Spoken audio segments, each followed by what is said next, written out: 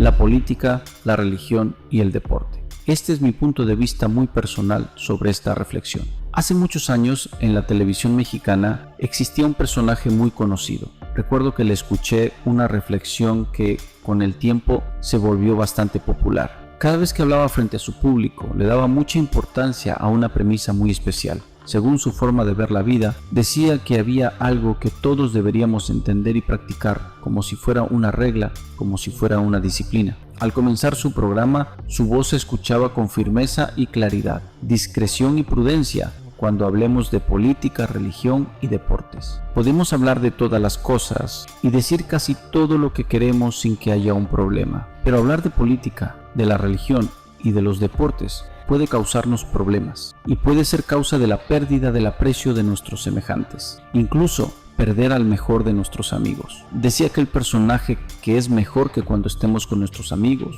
tratemos de no hablar de estos temas. La primera vez que le escuché decir eso, yo estaba muy joven. En ese entonces me pareció muy sensato y sabio escucharle decir eso, dándole su respeto a una de las cosas más importantes que una persona pueda tener dentro de una sociedad, la amistad. Pero ahora que ya han pasado muchos años y reflexionando con más cuidado, pienso que ese hombre cometía un error al decir eso públicamente.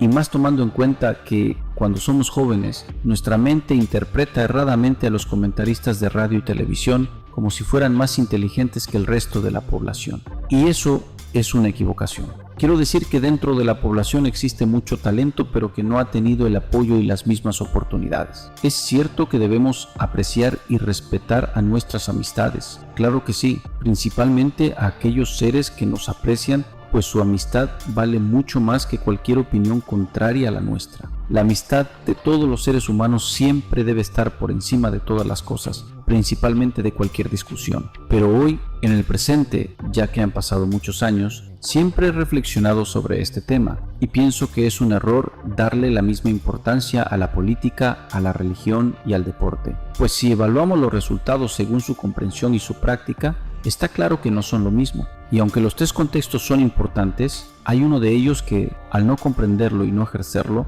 nos produce una exagerada pobreza y muchísimos males sociales. Y me refiero a la política, pero primero hablaremos del deporte. No es lo mismo hablar del deporte que practicar el deporte. Son dos cosas muy diferentes. Todos sabemos que un individuo que practica el deporte es más sano física y mentalmente en comparación con otro que no practica ningún deporte. No creo que nadie discuta o se contradiga por decir en una plática de amigos: mi deporte es mejor que el de ustedes, porque yo practico el boxeo y mi deporte me puede servir para defenderme de una agresión callejera o incluso para defender mi propia vida. Esta reflexión dicha por alguien en una plática entre amigos no creo que genere una disputa. Si usamos el sentido común, es una verdad que un boxeador, si utiliza su deporte como defensa personal, tiene más oportunidad de defenderse de una agresión callejera. Tú puedes saber mucho del deporte y hablar de si un equipo de fútbol es mejor que otro, o que Brasil es mejor que Argentina, o que Argentina es mejor que Francia,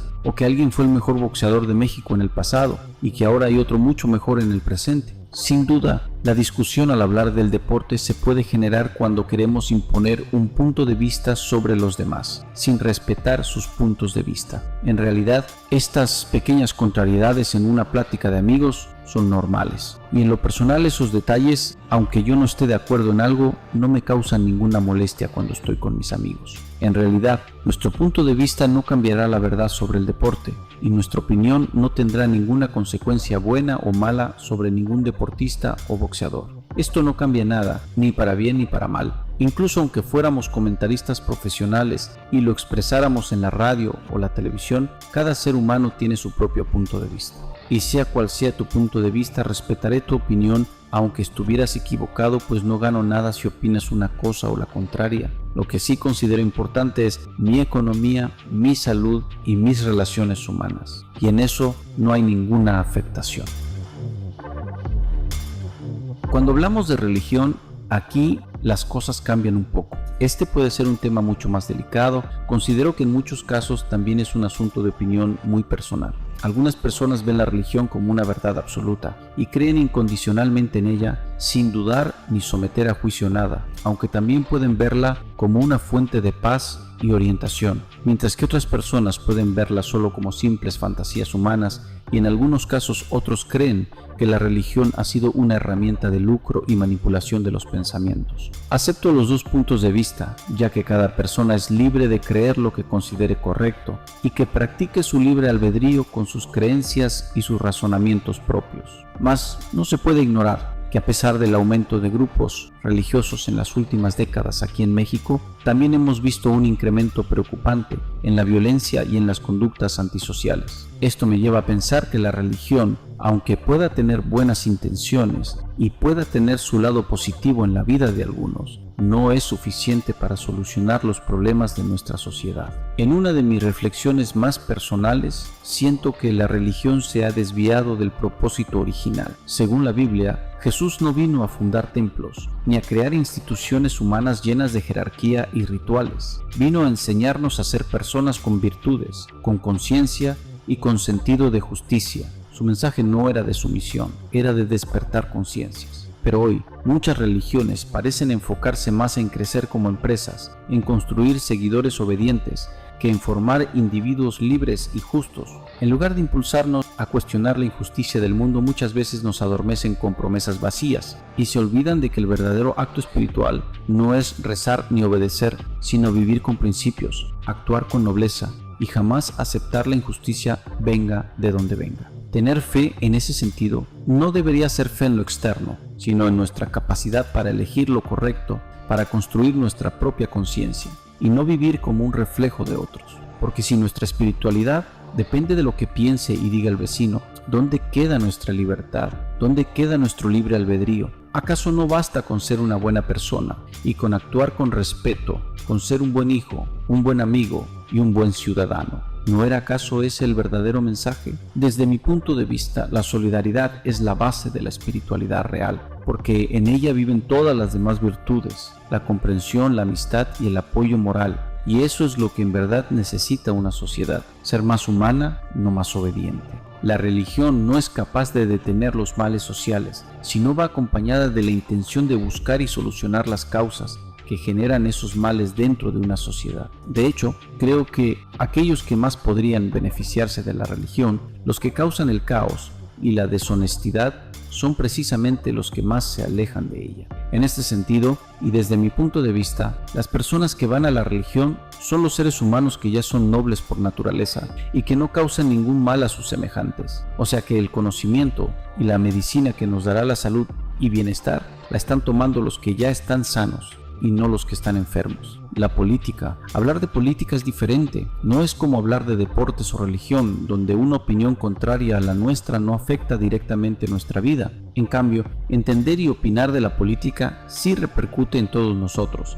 Debemos interesarnos en comprender su verdadero valor, que está por encima de muchas otras cosas. Si eres un joven de 17 o 20 años, tal vez te encuentres en la misma etapa de vida en la que yo estuve hace muchos años. Ingenuo, con poca experiencia sobre cómo funciona el mundo. Y si escuchas a un periodista reconocido en televisión o en algún periódico diciéndote qué creer y qué no creer, y para colmo te dice que no hables de política, religión y deportes, no le creas ciegamente. Muchas discusiones entre la gente surgen porque una parte de la población ingenuamente cree y acepta todo lo que escucha en los medios de comunicación como una verdad absoluta, sin cuestionar nada, cuando en realidad nos están mintiendo y manipulando. No podemos ser indiferentes al verdadero valor de la política. Ignorarla es lo que permite que se perpetúen políticos corruptos, junto con los problemas sociales, económicos y con ello también la violencia exagerada que vivimos. Si miramos 2 o 3 décadas hacia atrás, pareciera que en muchos países no ha habido evolución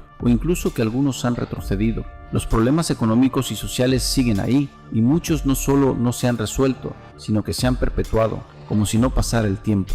La política es una ciencia tan importante como cualquier otra, como la medicina, la economía o la filosofía. Pero para que evolucionen todas las ciencias, eso dependerá de la política. Me parece muy preocupante que no se enseñe desde temprana edad en las escuelas, igual que las matemáticas y otras ciencias. Sería ideal que como sociedad exigiéramos que la educación se adapte y se remodele de acuerdo con los tiempos que estamos viviendo y que la política se incluyera en la formación de nuestros hijos. Tú y yo podemos tener gustos distintos en música, comida, ropa, deporte o religión, pero si todos deseamos un bienestar común y prosperidad para todos, entonces debemos estar de acuerdo en algo. La política sí importa, debemos entenderla, practicarla y reconocer que su función es tan importante como todas las ciencias. Desde mi punto de vista, política significa tener información y comprensión de cómo se administra nuestro país. Es conocer las leyes y decisiones que nos benefician o nos perjudican como ciudadanos. Con una lógica simple, creo que administrar un país debería parecerse a manejar una empresa, pero no cualquier empresa, la más grande e importante del país, donde con los mejores políticos y con el esfuerzo de todos los mexicanos debería generarse riqueza y prosperidad para todos. Esta reflexión que voy a decir debería ser parte de nuestras lógicas y debería estar escrita en piedra y en los libros de primaria. La riqueza de un país depende directamente del Estado. El Estado es una fábrica de pobreza o una fábrica de riqueza, y eso no lo determina la casualidad, lo determinan los políticos que forman ese Estado.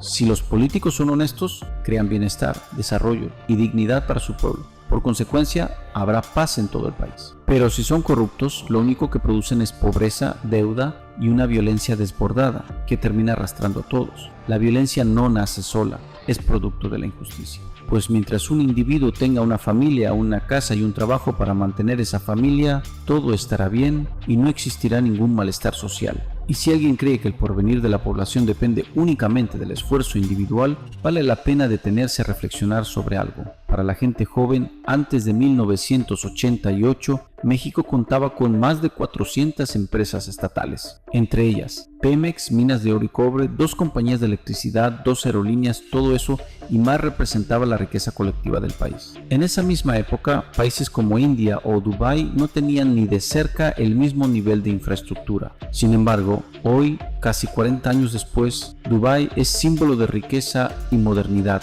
mientras que México hasta el 2018 siguió arrastrando pobreza y desigualdad. ¿Qué pasó? ¿Quién tomó las decisiones que marcaron ese rumbo en el pasado? La respuesta está en la política. Todos sabemos que esas empresas fueron privatizadas, vendidas como si fueran cualquier mercancía, y en lugar de fortalecer la economía nacional, se entregaron a intereses particulares. El pueblo se quedó sin sus empresas, sin sus ingresos y sin su futuro. Entonces, ¿por qué en Dubái sí creció la riqueza? ¿Acaso porque son más trabajadores que nosotros o porque es mejor su educación? Tampoco es por su religión, ni por hacer decretos, ni ninguna ley de atracción, ni por haber leído todos los libros de motivación personal como Piense y hágase rico o Padre rico y Padre pobre. No, la riqueza se dio por las buenas intenciones de sus políticos y por su honestidad con su país. Por eso insisto, el destino de un país no depende solamente del pueblo trabajador, sino de la ética y visión de los buenos políticos. Definir quiénes son los políticos buenos y los corruptos no es tan difícil.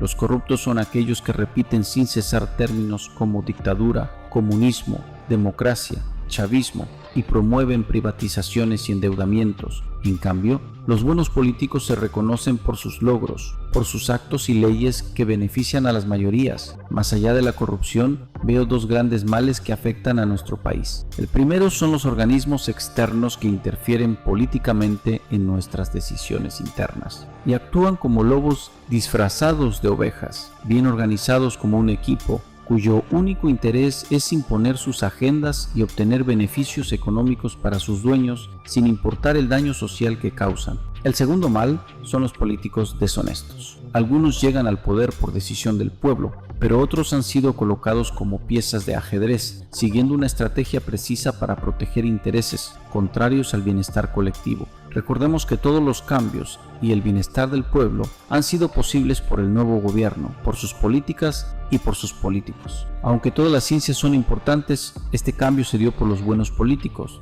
y solo a través de la política. No podemos permitir que la misma tripulación deshonesta que manejó el barco de nuestro país en el pasado vuelva a hundirlo con sus malas decisiones. Hoy tenemos un buen capitán al mando de este barco llamado México y es responsabilidad de todos cuidarlo para que así permanezca. Por el bien de todos, apoyemos los cambios. Esta fue mi reflexión personal sobre la política, la religión y el deporte, y lo hice con todo el respeto que merece este tema. Espero que te haya gustado, también espero tus comentarios y que apoyes mi página si estás interesado en temas de reflexión, pensamiento crítico y sentido común. En nombre de la amistad, dedico estos pensamientos a todos los que me regalaron su tiempo escuchando este video. También para mis hermanos y para mis amigos, especialmente para Fermín Rodríguez, también para Gil García, Jamín Mendoza, Joel Aros, Juan Aros y Jesús Paco, y especialmente para mi amigo de la infancia, Félix Plácido,